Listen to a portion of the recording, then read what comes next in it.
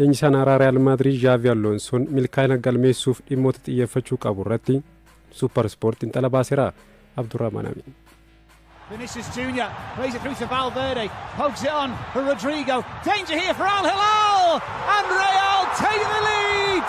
Real Madrid waancaa kilaboota addunyaa yeroo 5 shaampiyoonii ta'uun kilabni isaan gitu hin jiru. Haa ta'u malee dorgommii caasaa haaraan kilaboota 32 hirmaachisuun Ameerikaatti dorgomameen kilabichi leenjisaa haaraa Xavi Alonsootiin durfamaa walakkaa xumuraatti dorgommichaan ala tahe. Real Madrid ramaddii isaarraa Al Hilal fi RB Salzburg caaluun marsaa kilaboota 16 fi nuusa xumuraatti Juventus fi Borussia Dortmund injifachuun hanga walakkaa xumuraatti imale. Walakkaa xumuraatti ammoo PSG'n mo'amuun leenjisaa haaraa warra Los Blancos Alonso mataa gadi qabachiise. Haa ta'u malee leenjisaan dargaggeessi Xavi Alonsoon dorgommichaan hanga xumuraatti imaluu baatus waancaa kilaboota addunyaa irratti waan irraa baratamu hedduu agarsiiseera jedha xiinxalli Super Sport. Alonsoon sodaa tokko malee haala duraan baratame irraa tooftaa mataa isaa garagaraa fayyadamaa ture. Real Madrid Carlo Ancelotti jalatti tooftaa taphaa 4-3-3 beekama. Amma deeggartoonni kilabichaa jijjiirama tooftaa hedduu leenjisaa dargaggeessa kana irraa eegu. Lammiin Spain ganna 43 Alonsoon kana dura taphattoota kilabichaatiin tapharraa taphatti tooftaa wal fakkaataa hin qabnu,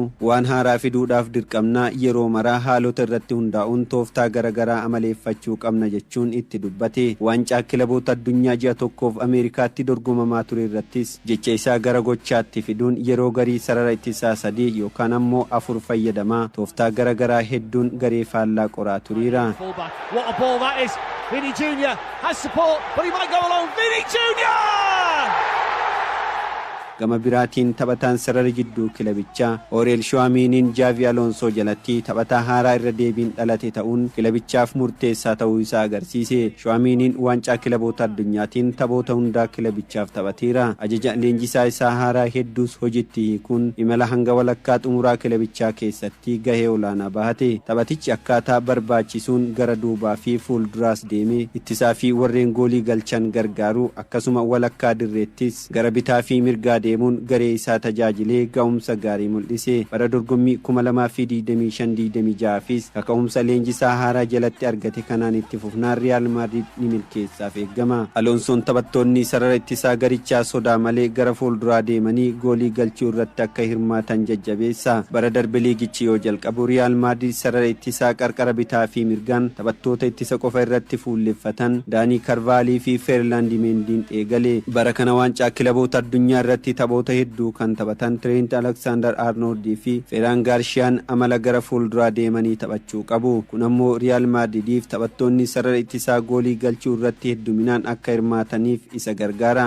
Xavi Alonsoon taphattoota haaraa garichatti dabalamanis ga'oomsuun jajamaa jira. Trent Alexander-Arnold fi Dean Hudson taphattoota haaraa garichatti dabalamanii ga'oomsa olaanaa irratti argamanidha. Tapha walakkaa xumuraa waancaa kilaboota addunyaa irratti taphattoonni lamaan miidhamaa fi adabbiin argamuu dhabuu isaaniitiin Real Madrid haaluma salphaan PSG irraa goolii 4 keessummeessuun mo'ame. Yeroo La Liga Spain eegaluu taphattoonni lamaanuu ga'umsa waancaa kilaboota addunyaa irratti agarsiisan sana irra deebi'uuf yoo eeggaman Alonsoofis abdiidha. Leenjisaan qaxaleen haaraa kilabichatti dabalame Alonsoon lammii Spain ganna 21 Gonzalo Garcia sarara fuulduraa kilabichaa irratti siimboo addaa akka dabalu taasiseera. Garciaan waancaa kilaboota addunyaa kanaan goolii 4 galchee kubbaa goolii ta'an tokko hiriyoota isaatiif mijeessuun badhaasa kophee warqee dorgommichaa taphataa fudhateedha. Dorgommii waancaa kilaboota addunyaa kanaan dura taphoota 6 qofa Real Madridiif taphachuun Xavi Alonso jalatti kan mul'ate Garciaan abdii giree kilabichaa ta'aafis eeggama. Xavi Alonsoonis waancaa kilaboota addunyaatiin milkaa'uu baatus haala ammaa kanaan leenjisaa kilabicha gara ga'umsa isa duraatti ni deebisaaf eeggamudha. Gonzalo Garcia, that's not a good clearance by Gadou. Gonzalo Garcia for 3. Kaleessa Barcelona keessatti fooytuu lakkoofsa 10 kan kennameef Lamine Yamal Lionel Messi waliin wal madaalchisuun barbaadu anis galman mataa koo qaba jedhe. Kaayyoon isaa kana booda Barcelona waliin waancaa milkeeffachuu akka ta'es dubbatee dabalata qabna.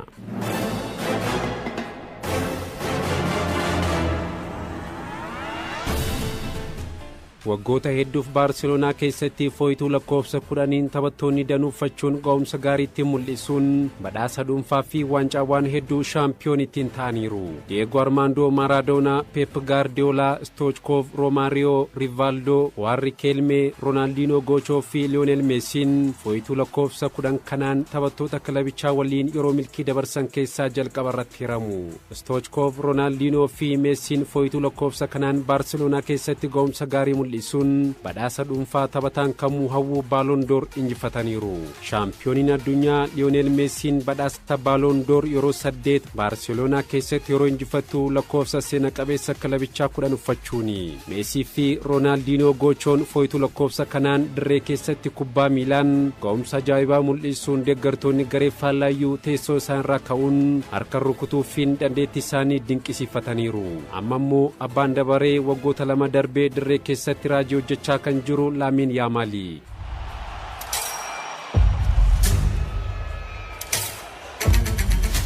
Guyyaa furdura guyyaa dhaloota isaa 18ffaa kan kabajate Lamine Yamal kaleessa fooyituu lakkoofsa 10 kennameefi. Ani Lionel Messi waliin of madaalchisuun barbaadu kan jedhe Yamal taphataa cimaa addunyaa kana Messi miti taphataa kamuu waliin of hin madaalchisu jedhe. Kaleessa Baarseloonaatti argamuun ifatti fooyituu lakkoofsa 10 pirezidaantii kilabichaa Juan Laporta irraa kan fudhate Yamal Messiin seenaa kubbaa miilaa keessatti taphataa cimaadha, seenaa haaraa hojjechuufan daandii mataa kootiin imala jedhe. Kana dura Baarseloonaa keessatti seenaa kan hojjete Lionel Messiin fooyituu lakkoofsa 19 irraa gara 10tti erga jijjiirratee booda akka garee fi dhuunfaatti milkiiwwan danuu gonfateera. Jalqaba Messiin Baarseloonaa keessatti lakkoofsa 30 taphachuu eegale. Yamalis fooyituu lakkoofsa 19 irraa gara 10tti jijjiirrachuu isaatiin wal qabatee Lamine Yamal garuu kana ilaalchisuun yaada kenneen miidiyaaleen yoo barbaadan wal madaalchisuu danda'u gama kootiin garuu kun tasumaa waan ta'u miti jedhe.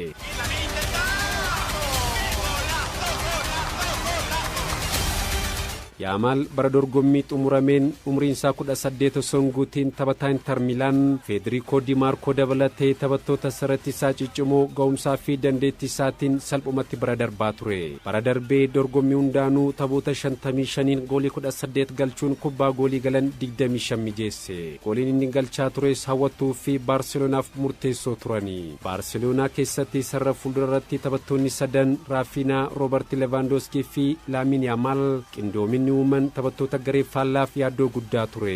Baarseloonaan ga'umsa Yamaliin gargaaramuun Champions League Awurooppaa bara dorgommii 2024-25 turtii waggoota 7 booda yeroo jalqabaaf marsaa walakkaa xumuraatiif darbe. Erga Lionel Messiin gadhiisee booda Baarseloonaan dorgommichaan marsaa walakkaa xumuraatiif gahuun akka tabba dhiibutti tulfaatee ture. Yamal garuu miila isaa qaqalloo fi raajii hojjetan sanaan seenaa kilabichaa jijjiire. Fooyituu lakkoofsa 10 fudhachuu kootti hedduu gammadeera, amma xiyyeeffannoon koo Baarseloonaa waliin waancawwan injifachuudha jedhe Lamine Yamal. Yamal bara dorgommii xumurameen Baarseloonaa waliin waancaa La Liga Spain, Copa del Rey fi mo'amtoota Spain shaampiyoonii ta'e. Amma fooyituu lakkoofsa 10 Baarseloonaa keessatti kan fudhate Lamine Yamal fooyituu kanaan akkuma Lionel Messi waancaa Champions League Awurooppaa fi badhaasa Ballon d'Or injifataa kan jedhu yerootu deebisa.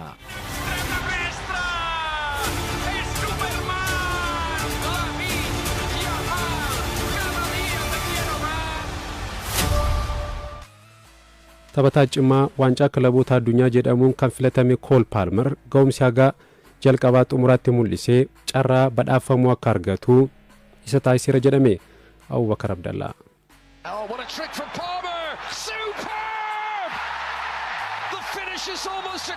Taphataa cimaa waancaa kilaboota addunyaa ganna kanaa jedhamuun kan badhaafame Cole Palmer imala milkii Chelseatiif taphataa gahee leencaa taphateedha. Palmer dirbata darbee tapha xumuraa Chelsean PSG mo'achuun shaampiyoon addunyaa ta'een goolii 2 boqonnaan dura galchuun goolii 3ffaa haaraa kilabichatti kan dabalame Joao Pedroon galchees mijeesseera. Kilabichi goolii 3-0 PSG mo'achuudhaan iddoo pirezidaantiin USA Donald Trump argamanitti waancaa fudhate. Cole Palmer waancaa kilaboota addunyaatiin tapha xumuraan goolii 2 galchuu isaa dabalatee ka'umsa gaarii waltajjichaan mul'isaa tureen taphataa cimaa waltajjichaa jedhamuudhaan kophee warqii warqis badhaafame. Tapha xumuraatiin taphattoonni lakkoofsa 10 uffachuudhaan seenaa gaarii hojjetan kanneen akka Lionel Messi fi Wayne Rooney yaadachuudhaan waan hedduu hojjechuu akka danda'us dubbachaatii ture. Palmer New Jersey ofiifis garee isaafis waan gaarii dirree irratti mul'isee dinqisiifannaa taphataa argateera. Palmer erga Manchester City irraa gara Stamford Bridge jijjiiramee waggoota lamaaf Chelsea keessatti taphataa ga'umsa gaarii mul'isaa jiru. Kilabichi bara darbee waancaa Conference League tapha xumuraatiin Real Sociedad mo'achuudhaan shaampiyoonii ta'een kubbaa goolii ta'an 2 mijeessee waancaa akka fudhatuuf kan gargaare dabalate Chelsea hirmaannaa Champions League Awurooppaa bara dhufu akka argatuufis gargaareera.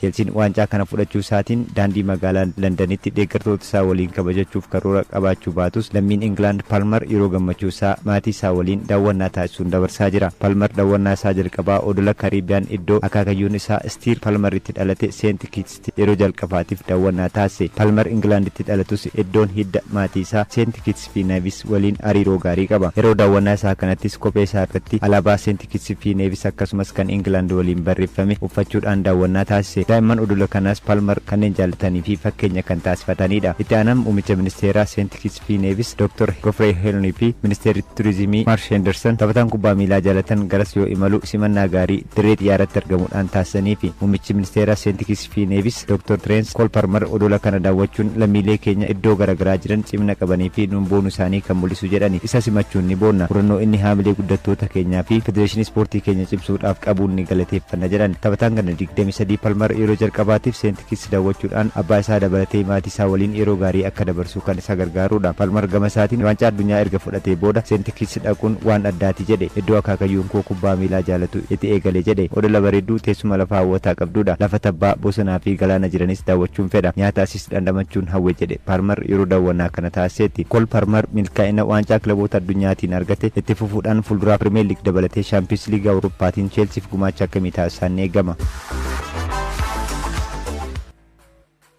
Liverpool Frankfurt irraa Hugo Ekitike mallatteessifachuuf Newcastle United waliin murkii keessene. Odeeffannoo jijjiirraa kanneenii fi kan birootiif Abdurrahman Amin.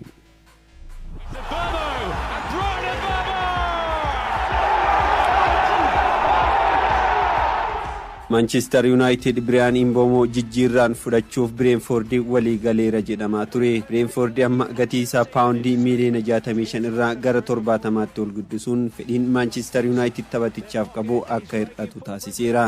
Abbaan qabeenya Manchester United Sir Jim Ratcliffe kilabni isaanii taphataa kana paawundii miiliyoona 65 oliin mallatteessifachuuf fedhii akka hin qabne ifoomsanii. Mbeumoon Manchester Unitediif taphachuu akka barbaadu kana dura Brentforditti himuun ni yaadatama. Kilabichi taphataan kun gara barbaade deemuudhaaf yeroo dhiyootti qorannoo fayyaa ni taasisa jedhee ture. Taphataa ganna 25 Brian Mbeumo walii galteen isaa waggaa tokko booda xumuramus Brentford waggaa tokkoon dabaluuf filannoo waan qabuuf taphataa kana gatii isaa sodaa malee ol kaasaa jira jedhame. Manchester United ammoo gatii isaa dabalee bituudhaaf Marcus Rashford gurguree maallaqa argachuu qaba. Dabalataan Alejandro Garnacho, Anthony, Jadon Sancho fi Malaysianis kilaba biroo akka barbaadatan United itti himeera. And a little more direct. That's it. That's exactly what you need to be. Liverpool Hugo Ekitike Frankfurt irraa fudhachuudhaaf Newcastle waliin morkii keessa galaaf eegama. Liverpool Alexander Isak Newcastle irraa gaafatee ture. Ta'us Newcastle fudhatama dhabsiisuu isaatiin fuula isaa gara taphataa Newcastle barbaadaa jiru. Ekitikeetti deeffateera jedha gabaasonni. Liverpool Isaaqin paawundii miiliyoona 100 fi miiliyoona 20 mallatteessifachuu barbaadus gurguruudhaaf fedhii kan hin qabne Newcastle paawundii miiliyoona 100 fi miiliyoona 50 gaafate. Ammatti Liverpool Ekitike dabalatee Ole Watkins, Yohane Wissa, kan Real Madrid Rodrigo fi Victor Osimhenis taphattoota kilabichi mallatteessifachuuf akka filannoo biraatti qabateedha. Newcastle ammoo Hugo Ekitikeedhaaf paawundii miiliyoona 70 ramadus kilabni Jarmanii Frankfurt harkatti dide. With the ball in the overhead, astonishing! Garnacho with one of the great goals. Kilabonni Premier League sadi Aston Villa, Chelsea fi Tottenham taphataa karoora Manchester United keessa hin jirre Alejandro Garnacho mallatteessifachuuf barbaadaa jiru. Itti dhiyeenyaan haalota Old Trafford jiran qorataa kan ture Aston Villa ammoo taphataa umurii 21 Garnacho fedhii qabaachuu isaa ifoomseera. Kilabni La Liga Atletico Madrid taphataa kanaaf fedhii olaanaa qaba. Ta'us taphatichi Premier League keessa turu akka barbaadu hime. Chelsea fi Bayern Munich barbaadamaa kan ture Itano Anyeriin ammoo immoo Arsenaal walii galtee isaa dheeressuuf walii galeera. Arsenaal bakka bu'aa taphatichaa waliin akka walii galetti walii galtee waggaa 4 hanga 5 dhiyeessee fi taphataan umrii 18 Niwaanyeriin bara darbee taphoota 37 goolii 9 Arsenaaliif galcheera. Niwaanyeriin dhiyeenyatti walii galtee afaaniin jedhamee mallattoonni mirkaneessaaf eegama.